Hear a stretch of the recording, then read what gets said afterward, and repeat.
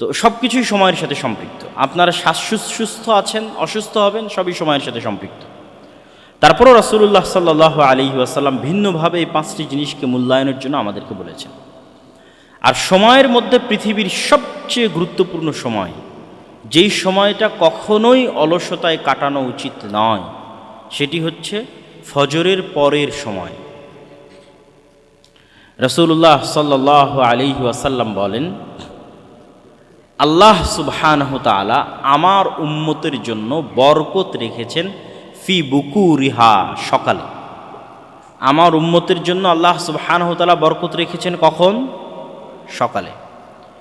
এই জন্য সালাফে সালেহিনের পক্ষ থেকে বর্ণিত আছে যে লা ইয়ানামুনা বা'দা সালাতিল ফজর। কোনো সালাফে সালেহিন মানে অতীতে চলে যাওয়া বড় বড় আলেম ওলামাগণ, তারা কখনোই ফজরের সালাতের পর ঘুমাতেন না। যদি কখনো লম্বা সফর বা রাত জাগার মতো কোনো কাজ করতেন, তাহলে ফজরের সালাতের পর ইয়ান্তাজিরুনা ইলা তুলুই শামস, ফজরের সালাতের পর অপেক্ষা করতেন সূর্য ওঠা পর্যন্ত। সূর্য উঠলে ঘুমিয়ে যেতেন। মানে কারো যদি বিশ্রামের দরকার হয় সকালে, তাহলে সে ফজরের পর কি উঠা পর্যন্ত অপেক্ষা করবে? সূর্য ওঠা পর্যন্ত অপেক্ষা। কিন্তু দেখবেন যে আমাদের লাইফস্টাইল, পুরো মুসলিম উম্মার লাইফস্টাইল চেঞ্জ হয়ে গেছে। পাশ্চাত্য বা ওয়েস্টার্ন কালচার কর্তৃক প্রভাবিত হয়ে আমরা দিন দিন এবং মোবাইলের মতো ডিভাইসের সাথে আমাদের যে অ্যাডিকশান, আসক্তি, এই আসক্তির কারণে আমরা রাতকে গভীর থেকে গভীরতর করছি। আর সকালে অবশ্যই শতভাগ ছাত্রের কত পার্সেন্ট ছাত্র সকালে ফজরের পর জেগে থাকে আল্লাহ সুবহানাহু ওয়া তাআলা ভালো জানে, বা পুরো মুসলিম উম্মার একই অবস্থা। অথচ ঘুমানোর সুন্নাতের ক্ষেত্রে রাসূলুল্লাহ সাল্লাল্লাহু আলাইহি ওয়াসাল্লাম বলেছেন যে এশার পরে কোনো কথা হবে না, এশার পরে ঘুমিয়ে যেতে হবে। আমরাও বিজ্ঞানী যারাই, যে কোনো, এখানে ডাক্তারও বক্তব্য দিয়েছেন, তাদের কাছে জিজ্ঞেস করতে পারেন।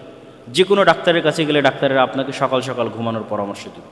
মানুষের ঘুমের সবচেয়ে গভীর সময়টা রাত 9টা, 10টা, 11টার মধ্যে পার হয়ে যায়, এবং ওই রাতে আগে উঠার জন্য বলবে। আর এটি সবচেয়ে স্বাস্থ্যসম্মত। আমাদের নবী মুহাম্মদ সাল্লাল্লাহু আলাইহি ওয়াসাল্লাম এশার পরপর দ্রুত ঘুমিয়ে যেতেন, আর ওই রাতে আগে উঠতেন। আগে উঠে তাহাজ্জুদের সালাত আদায় করতেন। তাহাজ্জুদের সালাত বা রাতে উঠে সালাত 2 রাকাত হলেও মানুষের জীবনে বৈপ্লবিক পরিবর্তন ঘটাতে পারে।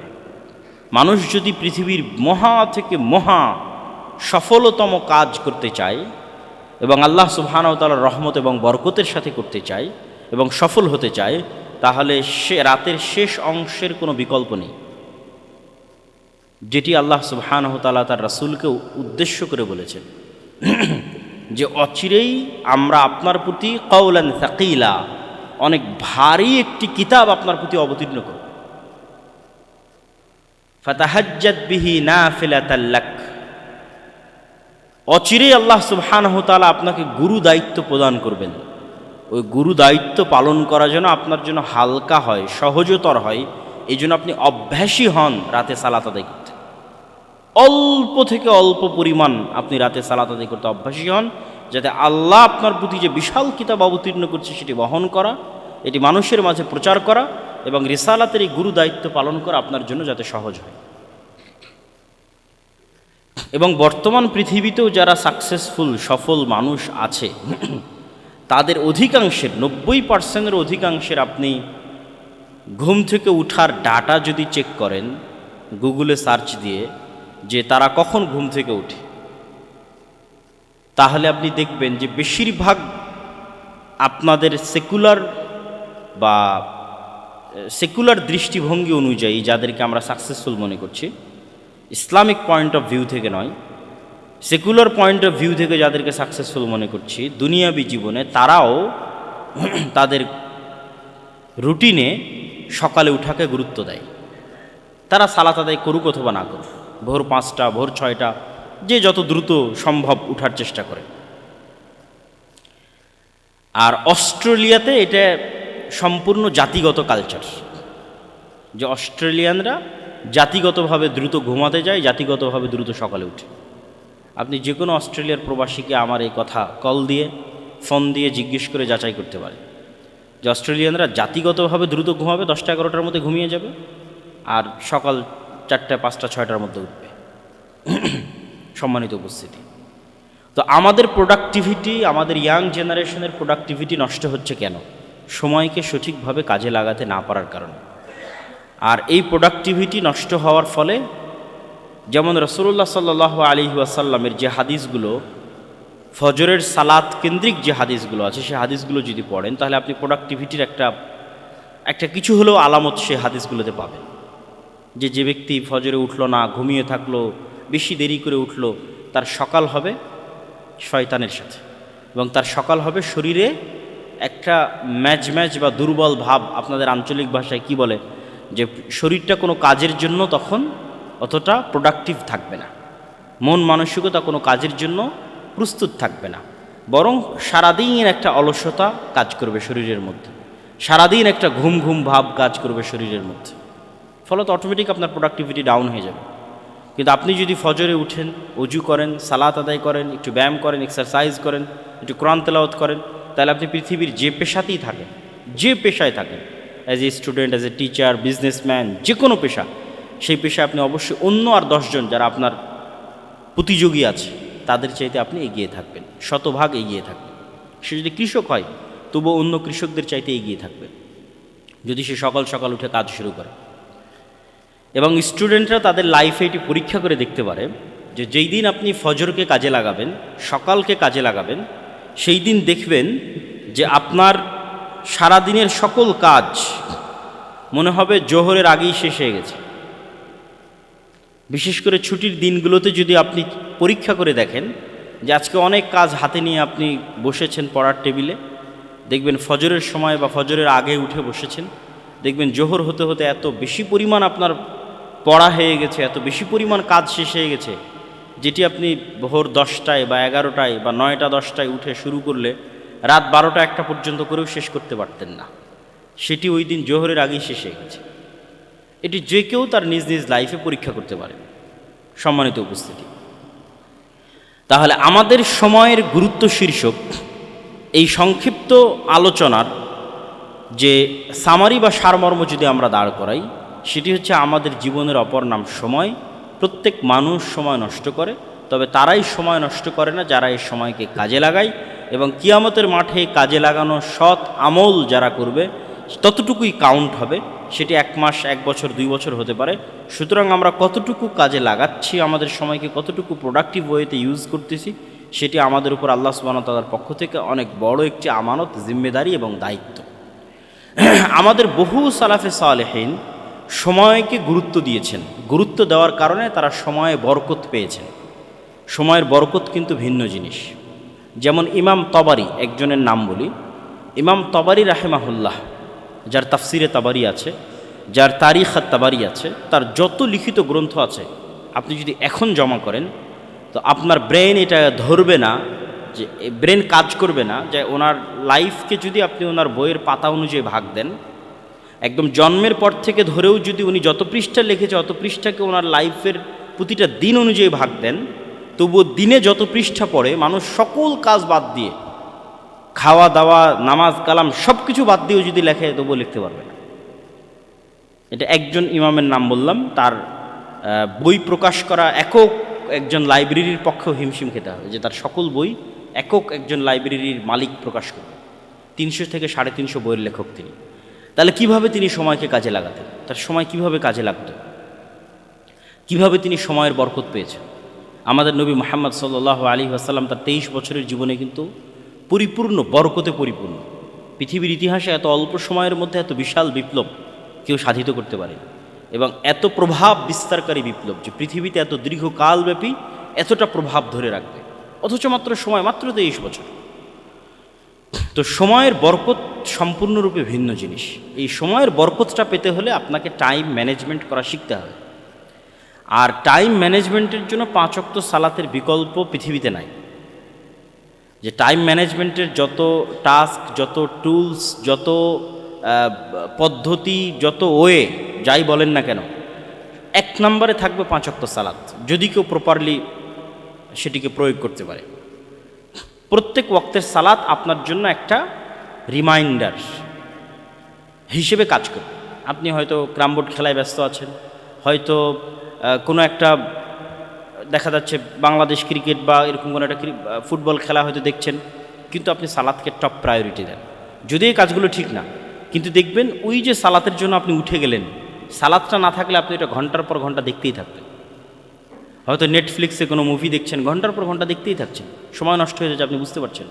কিন্তু সালাতকে যদি টপ প্রায়োরিটি দেন, তাহলে প্রত্যেক ওয়াক্ত সালাত আপনার জন্য রিমাইন্ডার যে আমি এতক্ষণ কী করছিলাম, এখন কি করব। এই প্রশ্নটা করার অন্তত সময় এবং সুযোগ আপনি নিজেকে পাবেন। শয়তান কিন্তু চায় যে আপনি যেন কখনোই নিজেকে এই প্রশ্নটা করার সুযোগ না পান। এটি শয়তানের চাওয়া, যে আপনি কি করছেন, কি করবেন, এই প্রশ্নটা নিজেকে করার সুযোগ যেন আপনি না পান। এই জন্য শয়তান সারা পৃথিবীকে চাকচিক্য দিয়ে সাজিয়ে রেখেছে। অমাল হায়াতুদ দুনিয়া ইল্লা মাতাউল গুরুর। আর সেই চাকচিক্য, এন্টারটেইনমেন্ট, বিনোদনের রাস্তা এখন পৃথিবীতে আরও বেশি হয়ে গেছে। ফলত কোরআনের এই আয়াত যে দুনিয়া একটি ধোঁকার বস্তু মাত্র, আর এই ধোঁকা শয়তান আমাদেরকে দেয়, এটি এখন আরও বেশি প্রযোজ্য। যেটি কোরআনের অন্য আয়াত দিয়ে আরও স্পষ্ট হয় যে আলহাকুমুত তাকাসুর হাত্তা যুরতুমুল মাকাবির। পৃথিবীর এই চাকচিক্য সৌন্দর্য তোমাদেরকে এমনভাবে পাগল বানিয়ে রাখবে যে তোমরা যে মারা যাবে এই কথাটা তোমরা ভুলে যাবে। এবং আমরা অধিকাংশ মানুষই ভুলে থাকি যে আমরা মৃত্যুবরণ করব। কেন? এই পৃথিবীর চাকচিক্য আমাদেরকে এমনভাবে নেশাগ্রস্ত করেছে যে আমাদের এটি স্মরণ করার মতো সময় নাই যে আমরা মারা যাব। তাহলে কখন আমরা এটি স্মরণ করতে পারবো? যখন আমরা কবরে যাব। হাত্তা যুরতুমুল মাকাবির। নিজে যখন কবরে যাব তখন আমার মনে হবে যে আমি সময় নষ্ট করেছি। নিজে যখন কবরে যাব, নিজে কবরে যাওয়ার আগ পর্যন্ত মৃত্যুর মতো সত্য বাস্তবতাকে মানুষ ভুলে থাকে। কে ভুলে রাখে? শয়তান ভুলিয়ে রাখে। ফলত তাদের জন্য এবং আমাদের জন্য সময় নষ্ট করা অনেক সহজ হয়ে যায়। সম্মানিত উপস্থিতি, আজকে পুরো মুসলিম উম্মাহ যে সমস্ত কাজে সবচেয়ে বেশি সময় নষ্ট করছে, যে সময় নষ্টগুলো করার কারণে তারা সামনের দিকে এগিয়ে যেতে পারছে না, তাদের প্রোডাক্টিভিটি বাড়াতে পারছে না, তার মধ্যে দু একটা বিষয় উল্লেখ না করলেই নয়। যেমন মুসলিম উম্মাহ প্রোডাক্টিভিটির চাইতে পরস্পরের প্রতি হিংসা বিদ্বেষ এবং পরস্পরের প্রতি যে ছোট মন মানসিকতার পরিচয়, এটির পিছনে অনেক সময় নষ্ট করে। ব্যাকবাইটিং, গিবত, আড্ডা, আলোচনা, গালিগালাজ, বিশেষ করে গণতান্ত্রিক রাজনীতির কারণে মুসলিম উম্মার মধ্যে এই স্বভাবটি ব্যাপকভাবে ভাইরাসের মতো ছড়িয়ে পড়েছে এবং এটিতেই আমরা সবচেয়ে বেশি সময় নষ্ট করি। আমরা এক জায়গায় একত্রিত হলে আমাদের মধ্যে কখনোই প্রোডাক্টিভ কোনো বিষয় নিয়ে আলোচনা হয় না, জ্ঞান কেন্দ্রিক কোনো বিষয় নিয়ে আলোচনা হয় না। শুধু সেকুলার নয়, যারা মুসলিম প্র্যাকটিসিং তাদের মধ্যেও যখন তারা একত্রিত হয় তখন তারা কোরআনের একটা আয়াত নিয়ে আলোচনা করবে, হাদিসের একটা অনুবাদ নিয়ে আলোচনা করবে, তাফসির নিয়ে আলোচনা করবে না। আজকে কি বলল, কার বিরুদ্ধে কে কোথায় কি লিখলো, বাস এগুলো নিয়ে আলোচনা এবং এগুলোর পিছনে সময় নষ্ট। ফলত প্রকৃত কাজে সে কখনোই মনোযোগ দিতে পারে না, জাতি গঠনমূলক কাজে সে কখনোই কোনো ভূমিকা রাখতে পারে না। এবং মুসলিমদের পিছিয়ে থাকার অন্যতম একটি বড় কারণ হচ্ছে এই অন্তর্দ্বন্দ্ব, অন্তর্কলহ, পারস্পরিক হিংসা এবং বিদ্বেষ। এটি থেকে আমাদের বেরিয়ে আসতে হবে এবং আমাদের মাথায় রাখতে হবে আমি যে কাজটা করছি এই কাজটা আমার কি উপকারী দিবে, আমার দেশ ও জাতির কি উপকারী দিবে, আমার উম্মাহ মুসলিম উম্মার কি উপকারী দিবে, দিন শেষে কি ভ্যালু অ্যাড করবে, আমার নিজস্ব পার্সোনাল ক্যারিয়ারে কি ভ্যালু অ্যাড করবে, অথবা আমার দেশ জাতি, আমার ইউনিভার্সিটি, আমার প্রতিষ্ঠান, আমার মুসলিম জাতির ক্যারিয়ারে কি ভ্যালু অ্যাড করবে আমার এই কাজটা। তখন আপনি বুঝতে পারবেন আপনি অনর্থক সময় নষ্ট করছেন না আসলেই প্রকৃত কোনো কাজ করতেছে। আর মুসলিম উম্মাহ সবচেয়ে বেশি যেই বিষয়টিকে কম গুরুত্ব দিয়ে থাকে আর যেটিকে বেশি গুরুত্ব দেওয়া উচিত সেটি হচ্ছে জ্ঞানার্জন, পড়া, অধ্যয়ন। আমি ইউকেতে প্রায় 1 বছর ছিলাম। সেখানে যখনই যে কোনো দিন যে কোনো বাস, ট্রেন, পার্ক, যেখানেই যাই না কেন সেখানে কাউকে না কাউকে আপনি দেখবেন বই হাতে আছে এবং বই পড়তেছে। জাতিগত অভ্যাস বই পড়া, এবং তাদের দেখে আমি নিজে অনুপ্রাণিত হতাম যে আমাকেও পড়া উচিত। সফরে বের হয়েছি তো কি হয়েছে, আমার হাতেও একটা বই থাকা উচিত। এবং অনেক বই আমি ওই ইউকেতে থাকা অবস্থায় গাড়িতে, ট্রেনে, বিমানে পড়তে পড়তে শেষ করেছি। কিন্তু বাংলাদেশে আসার পর বাংলাদেশে এখন পর্যন্ত কোথাও চোখে পড়েনি যে আরেকটা মানুষ বই পড়তেছে। ফলত আমার মধ্যে থেকেও স্বভাবটা হারিয়ে গেছে, চলে গেছে। তাহলে মুসলিমরা কি পরিমাণ ওই ধরনের ফাউল কাজে সময় নষ্ট করে, যে কাজের আসলে দিন শেষে কোনো উপকার নাই। জ্ঞান অর্জন তো প্রকৃত ইনভেস্টমেন্ট। আপনি এই বইয়ের একটা পৃষ্ঠা পড়ছেন, এটা আপনার পিছনে ইনভেস্টমেন্ট, প্রকৃত ইনভেস্টমেন্ট। কেউ বই পড়া ছাড়া জীবনে বড় হতে পারেনি, হওয়া সম্ভব নয়। যেটি আমাদের অতীতের এক বক্তা বলে গেলেন যে আমাদের কোরআন শুরুই হয়েছে ইকরা, পড়ো, পড়া দিয়ে শুরু হয়েছে। এবং মুসলিমরা একসময় জ্ঞান বিজ্ঞানের শীর্ষস্থানে ছিল। অক্সফোর্ড বিশ্ববিদ্যালয় প্রতিষ্ঠা হওয়ার 500 বছর পূর্বেও স্পেনের কর্ডোভায় মুসলমানদের বিশ্ববিদ্যালয় ছিল, গবেষণাগার ছিল, জ্ঞান বিজ্ঞানের চর্চা ছিল। যারা স্পেনে যাওয়া, যাদের পক্ষে সম্ভব হবে, তারা গিয়ে দেখে আসতে পারেন। মুসলমানদের সেই ইতিহাস এবং ঐতিহ্যের চিহ্ন এবং আলামত এখনও থেকে গেছে। বাগদাদে বাইতুল হিকমার সেই লাইব্রেরি, জ্ঞান বিজ্ঞান চর্চার সেই লাইব্রেরি মুসলমানদের অতীত ঐতিহ্যের প্রমাণ বহন করে। কিন্তু মুসলমানেরা সেই জ্ঞান চর্চা হারিয়ে ফেলেছে এবং এমন সব অনর্থক কাজে লিপ্ত হয়েছে যেই প্রত্যেকটা কাজ সময় নষ্ট। বলে আসর ইন্নাল ইনসান আলা ফি খুসর, যে প্রত্যেক মানুষ সময় নষ্ট করতেছে। আমরা মুসলিমরা এই যুগে সবচেয়ে বেশি সময় নষ্ট করতেছি, ফলত আমরা পৃথিবীতে সবচেয়ে পিছিয়ে। কিন্তু আমাদের অতীত সালাফে সালেহিন তারা সময় নষ্ট করেননি। এখন যারা জ্ঞান বিজ্ঞানে এগিয়েছে তাদের মধ্যে আর আমাদের মধ্যে একটা পার্থক্যের কারণে যারা এখন জ্ঞান বিজ্ঞানে এগিয়ে আছে তারা আমাদের জন্য কল্যাণকামী হতে পারছে না। কিন্তু মুসলিমরা যখন জ্ঞান বিজ্ঞানে এগিয়েছিল তখন তারা কল্যাণকামী ছিল। আপনি মুসলিমদের হিস্ট্রিতে কখনো পাবেন না যে কর্ডোভায় অথবা গ্রানাডায় অথবা বাগদাদে কখনো জ্ঞান জাতপাত কালার ভেদে বিতরণ করা হয়েছে যে তুমি মুসলিম না সুতরাং তুমি জ্ঞান অর্জন করতে পারবে না, এটা পাবেন না। সেকেন্ড, আরেকটা জিনিস পাবেন না যে ঠিক আছে তুমি জ্ঞান অর্জন করতে চাও, টাকা দাও, এইটা পাবেন না। মুসলমানেরা জ্ঞানকে মনে করেছে সাদাকায়ে জারিয়া, আসলে এটি সাদাকায়ে জারিয়া। এই জন্য মুসলমানেরা সাদাকায়ে জারিয়ার মতো জ্ঞান বিতরণ করেছে। ইউরোপ থেকে জ্ঞান শিখে তারা ইউরোপকে উন্নত করেছে। এটি অবাস্তব কিছু না। স্পেনের সীমানা ফ্রান্সের সাথে কানেক্টেড। মুসলমানদের যে বিজয় অভিযান, সেই বিজয় অভিযান স্পেন এবং ফ্রান্সের মধ্যে সীমানা হিসেবে ব্যবহৃত হওয়া যে পাহাড়ের যে শ্রেণী আছে, পাহাড়ের যে পর্বতমালা আছে, সেই পর্যন্ত গিয়ে শেষ হয়ে গেছে। ওই পর্বতমালা পর্যন্ত মুসলমানেরা অভিযান নিয়ে গেছিল, কিন্তু শীতকাল হওয়ায়, বরফ আচ্ছাদিত অঞ্চল হওয়ায় আর মুসলমানেরা শীতের সাথে ঠান্ডার সাথে পরিচিত না হওয়ায় সেই যুদ্ধে পরাজয় হয়। এই জন্য অদ্যবধি এখন পর্যন্ত যে সমস্ত অঞ্চলে শীত বেশি ওই সমস্ত অঞ্চলে মুসলমান কম। কেননা ইসলামের যেখানে উত্থান হয়েছে সেটি শীতপ্রবণ অঞ্চল ছিল না, গরম প্রবণ অঞ্চল।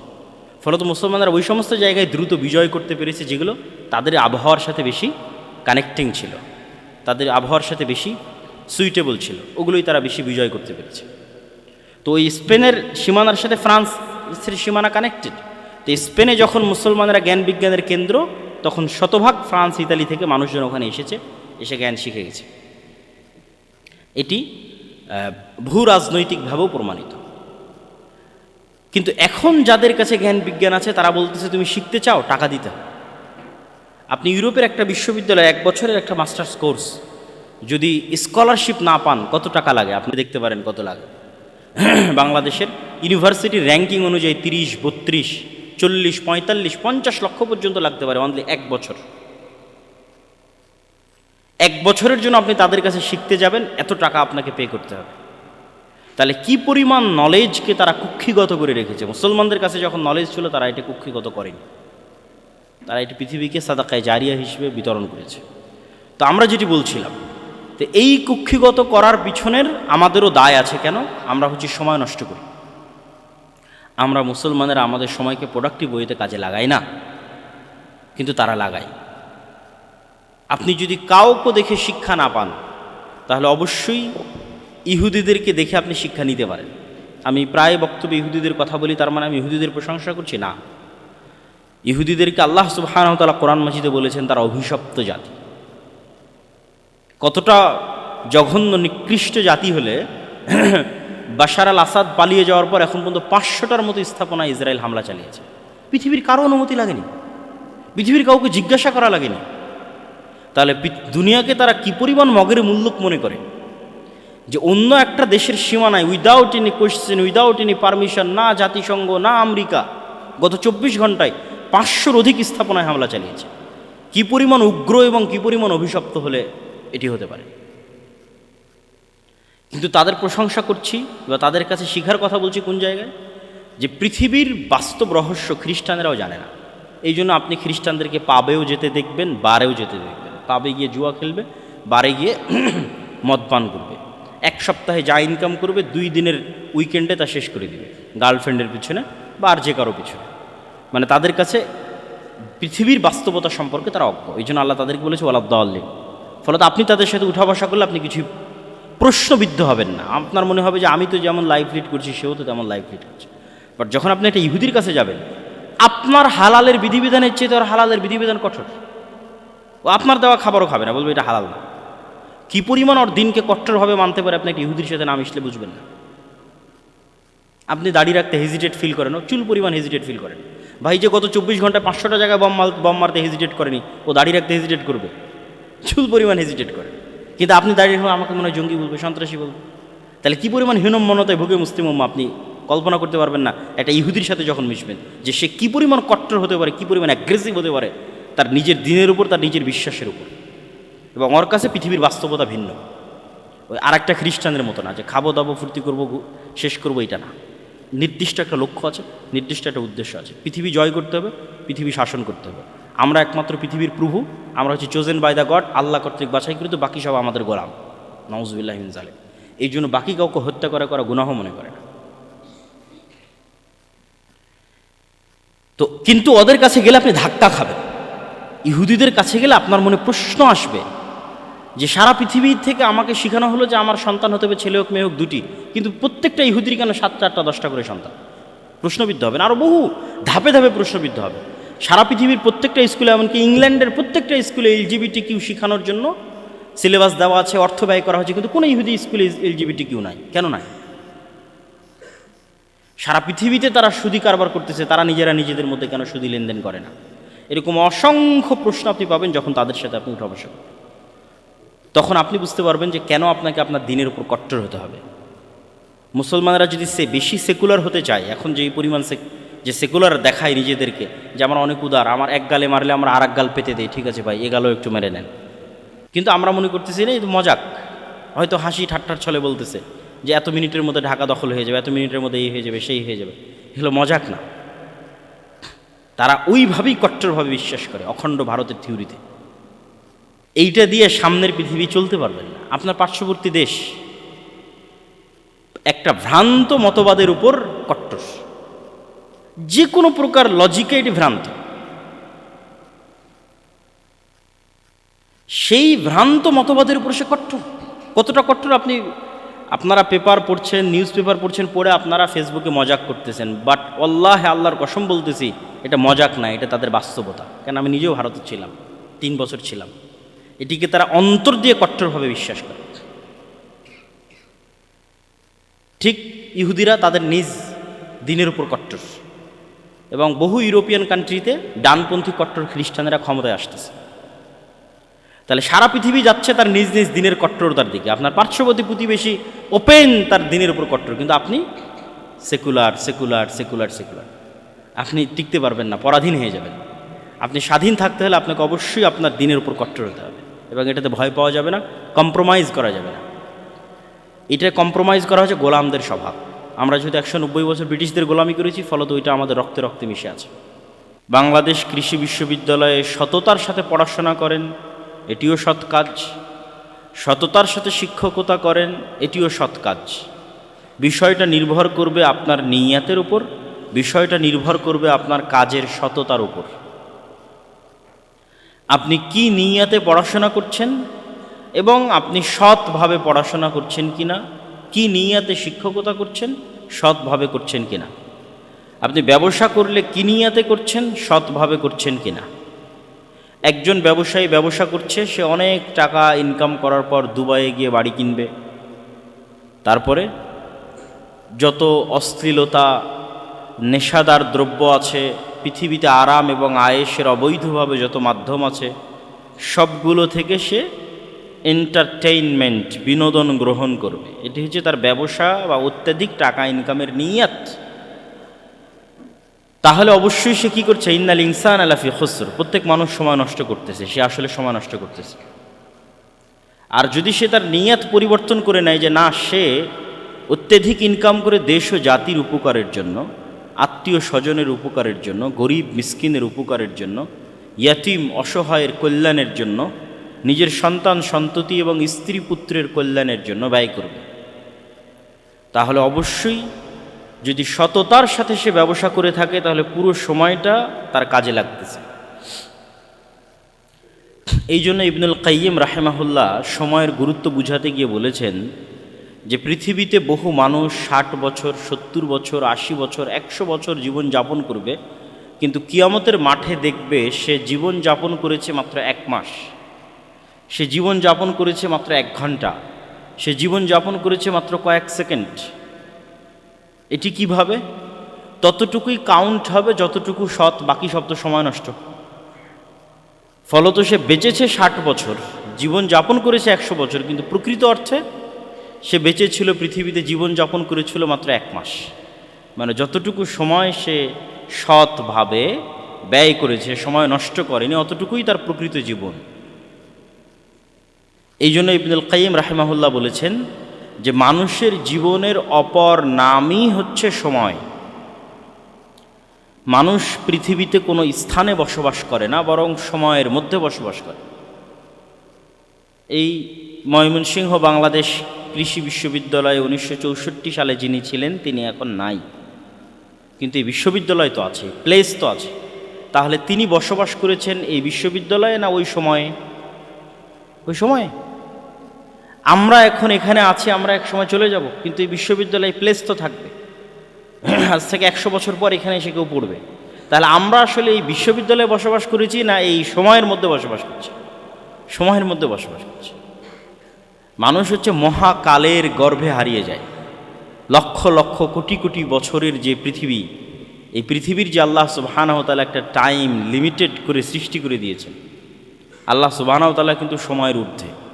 এই জন্য সময় কেন্দ্রিক যে প্রশ্নগুলো, এগুলো আল্লাহ সুবহানাহু ওয়া তাআলার সাথে সম্পৃক্ত নয়, করাই উচিত না, অযৌক্তিক প্রশ্ন।